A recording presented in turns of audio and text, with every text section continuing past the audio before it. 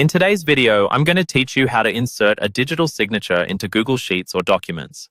This skill can be incredibly useful for adding a layer of professionalism and authenticity to your documents, particularly if you're sharing files like contracts or formal letters. Let's dive into it with a clear, step-by-step process that you can easily follow. First, we begin by opening the Google document or Google Sheet where you'd like to insert your digital signature. Make sure that the document is fully loaded and you're in the right spot where the signature will be added.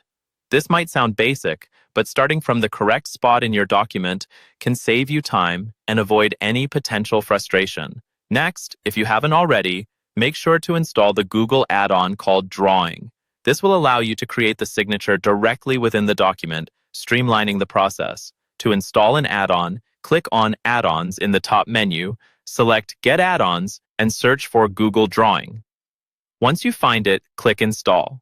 Once the Drawing add-on is set up, head to the top menu of your document and select Insert. From the drop-down, choose Drawing and then Plus New. This will open a new window where you can start creating your digital signature. Within the Drawing panel, you'll see several tools. For this task, focus primarily on the Scribble tool, which will allow you to draw your signature freehand with the mouse or trackpad. It might take a few tries to get your signature just right, but don't worry. You can clear and redo it until you're satisfied with the appearance. After drawing your signature to your satisfaction, click the Save and Close button in the top right corner of the drawing window. Your digital signature will automatically be inserted into the document wherever your cursor was placed.